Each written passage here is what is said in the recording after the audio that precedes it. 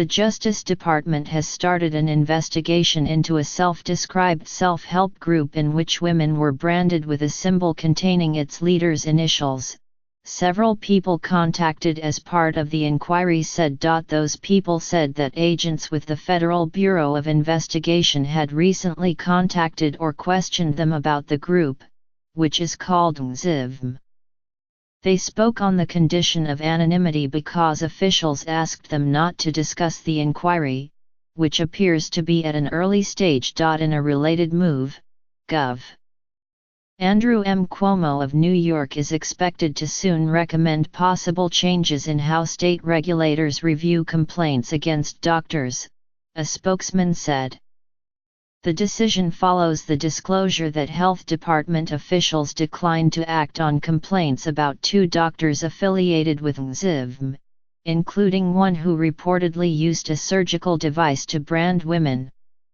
Inquiries into those 2 doctors are now underway, a spokesman for the governor said. John Marzulli, a spokesman for the Office of the United States Attorney for the Eastern District of New York, which is reportedly leading the inquiry, said he could neither confirm nor deny whether an investigation into LOLA'S, which is based in Albany, was underway. The developments follow an October article in the New York Times that disclosed how some women who joined a secret sorority within LOLA'S were branded with a symbol that incorporated the initials of the group's leader, Keith Raniere. Women were also told that compromising information they had provided to join the sorority, such as naked photographs, would be publicly released if they disclosed its existence. The sorority revolved around master-slave relationships, former LOLA'S members said, in which women faced punishments, including physical ones, for not following a master's order. Since the late 1990s, over 16,000 people have enrolled in courses offered by LOLA'S, pronounced NXIVM, which the group says are designed to bring about greater self-fulfillment by eliminating psychological and emotional barriers. Most participants take some workshops, like the group's executive success programs, and resume their lives. But other people have become drawn more deeply into LOLA'S, giving up careers, friends, and families to become devoted followers of Mr. Raniere. Critics and former members have described the group's practices as cult-like. Mr. Raniere, whose followers refer to him as Vanguard, urges women to follow near-starvation diets of 500 to 800 calories a day to achieve the body shape he finds appealing. Some women who have followed that diet have stopped menstruating and lost hair, according to former LOLA'S members. Mr. Raniere, 57, recently left the Albany area and traveled to Mexico, where LOLA'S has hundreds of followers, to stay with an adherent in Monterrey.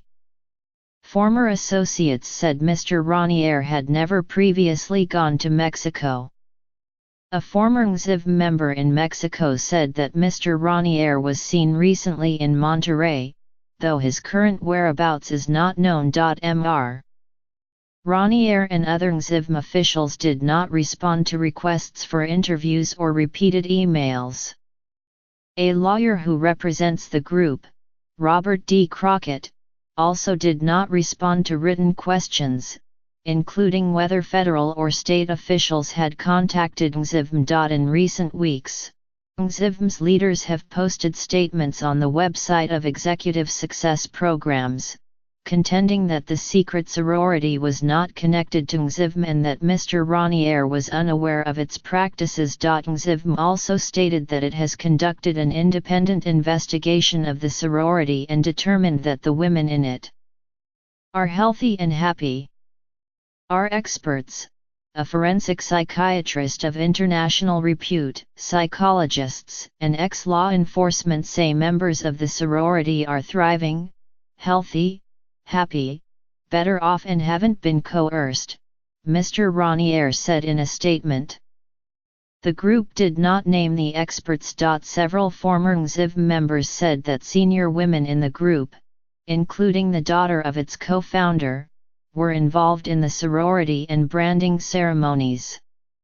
In addition, a text message sent by Mr. Raniere indicated that he was aware that women were being branded with a symbol that contained his initials, not initially intended as my initials, but they rearranged it slightly for tribute, he wrote in that message. If it were Abraham Lincoln's or Bill Gates' initials, no one would care. NGZIV did not respond to requests for the report of its independent investigation or the names of the experts involved. But an actress, Catherine Oxenberg, said a well-known forensic psychiatrist, Dr. Park Dietz, recently contacted her and said that NGZIV had hired him to evaluate her 26-year-old daughter, India Oxenberg.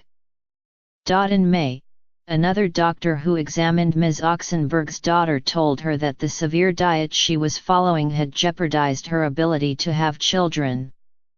Ms. Oxenberg has tried without success to convince her daughter, who has followed Mr. Raniere for years, to leave NGZIV. In response to written questions, Dr. Dietz said he has examined only one female participant in NGZIV, though he declined, citing issues of patient confidentiality, to confirm that it was Ms. Oxenberg. He added that his initial examination of the woman had not found evidence of brainwashing and that she appeared happy, though troubled by what she described as false media reports about the group.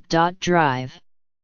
Dietz said that NGZIV had not hired him to examine matters related to the secret sorority, stating it was his understanding that the group is not an NGZIV entity but rather a private sorority of women.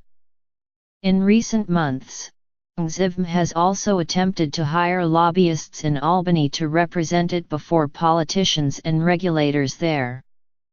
It has also sued or sought to bring criminal charges against former members. For example, the Mexican branch of NGZIV recently sued a former member there who quit the organization after 13 years upon hearing about the secret sorority and the branding. The man, Tony Zaratini, said that when he asked other NGZIV members in Mexico about those practices, he was told to stop doing so. There is no problem here, all is good, don't ask more questions and don't say a word to anyone else, Mr. Zaratini said he was told. NGZIV's Mexican affiliate is headed by Emiliano Salinas, a son of that country's former president. Its ranks include members of Mexico's ruling elite, including a daughter of the publisher of one of the country's biggest newspapers, Reforma. Several women who belong to the group in Mexico have traveled to Albany, where they were branded, two former NGZIV members said. Asked about the practice, Mr. Salinas reiterated that the sorority was not affiliated with NGZIV and added that it was important to respect the decisions members make in their private lives. He added the company had sued Mr. Zaratini because he and others had tried to extort NGZIV by asking for money in exchange for not revealing information, an assertion Mr. Zaratini has denied. Earlier this month, a Mexican judge dismissed the lawsuit against Mr. Zaratini, saying it was based on inadequate evidence. A lawyer for NGZIV said the group has another action pending against him, but lawyers for Mr. Zaratini said they were unaware of it. His friends are in some ways kidnapped, their minds, their emotions have been taken for ransom, said Mr. Zaratini, who was kidnapped and brutalized a decade ago by a drug cartel. I can't allow these secrets to keep going because that contributes in some way to that.